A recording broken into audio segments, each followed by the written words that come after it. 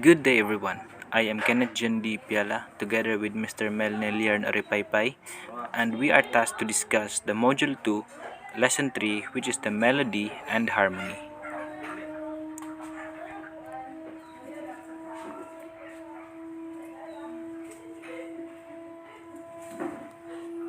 So, melody. Melody is one of the most basic elements of music. A note is a sound with a particular pitch and duration. String a series of notes together, one after the another, and you have a melody.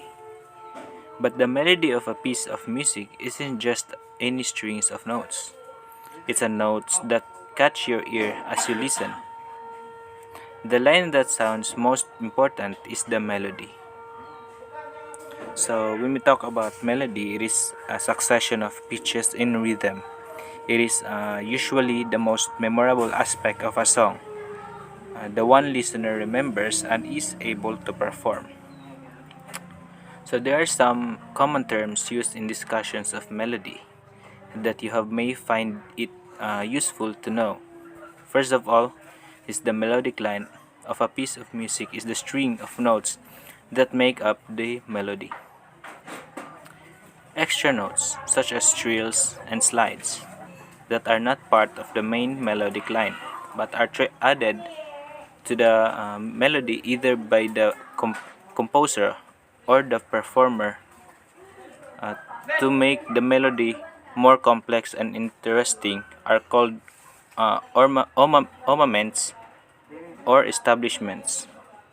Below are some more concepts that are associated with melody.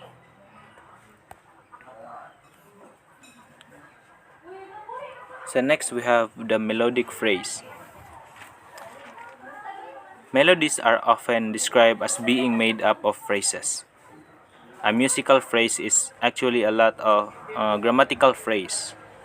A phrase in a sentence, for example, into a deep, dark forest or under the heavy book, is a group of words that make sense together and express a definite idea, but the phrase is not a complete sentence by itself. A melodic phrase is a group of notes that make sense together and express a definite melodic idea, but it takes more than one phrase to make complete melody. So here the melodic phrase, it is a succession of notes forming a distinctive sequence. Synonyms such as air, line, melodic line, melody, and strain, and the tune.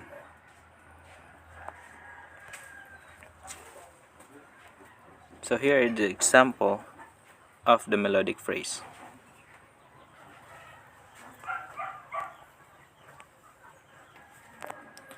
Next we have the shape or contour of a melody. A melody that stays on the same pitch gets boring pretty quickly. As the melody progresses, the pitches may go up or down slowly or quickly. One can picture a line that goes up steeply when the melody suddenly jumps to a much higher note, or that goes down slowly when the melody gently falls.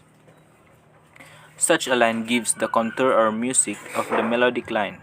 You can often get a good idea on the shape of this line by looking at the melody as it is written on the staff. But you can also hear it as you listen to the music. So when we talk about the shape or the contour of the melody, it's all about the pitch, which is the higher or lower sound that every musical note would make. Melodic contour also is the shape of the melody, formed from the pattern created by the up and down movement of notes in a melody.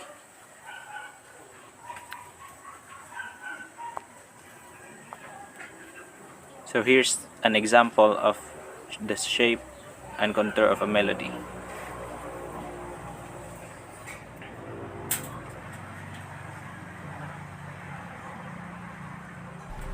By the way, my name is Meliliarty or Pepay. At this time, I'm going to report the melodic motion.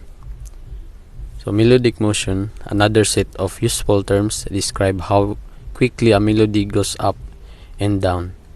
A melody that rises and falls slowly with only small pitch changes between one note and the next is conjunct. One may also speak of such a melody in terms of stepwise or scalar motion, since most of the intervals in the melody are half or whole steps or are part of scale. A melody that rises and falls quickly with large intervals between one note and the next is a disjunct melody.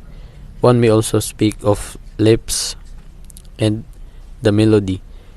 Many melodies are mixture of conjunct and disjunct motion.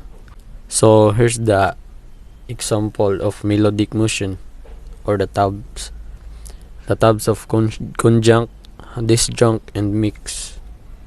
So as you can see in the picture, conjunct is the difference in pitch between two consecutive notes of musical scale, and the disjunct is the melodic phrase lips upwards or downwards. This movement is greater than a whole tone. So in mix it is the melodies of mixture of conjunct and disjunct motion. So let's proceed from the themes.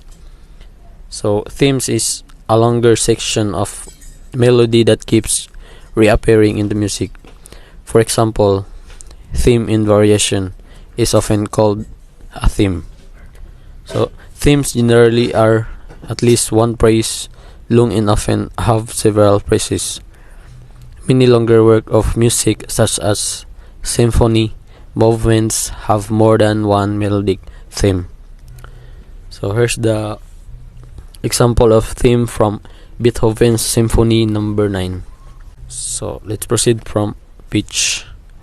Pitch chromatic signs. The pitch of a note is how high or low it sounds. Pitch depends on the frequency of the fundamental sound wave of the note. The higher the frequency of a sound wave, and the shorter its wavelength, the higher its pitch sounds. But musicians usually don't want to talk about wavelengths and frequencies. Instead, they just give the different pitches different letter names: A, B, C, D, A, F, and G. These 7 letters name all the natural notes on a keyboard. That's all the white case. Within one octave. When you get to the 8th natural note, you start the next octave on another A. So here's the example of pitch chromatic signs. So this is the example of the keyboard.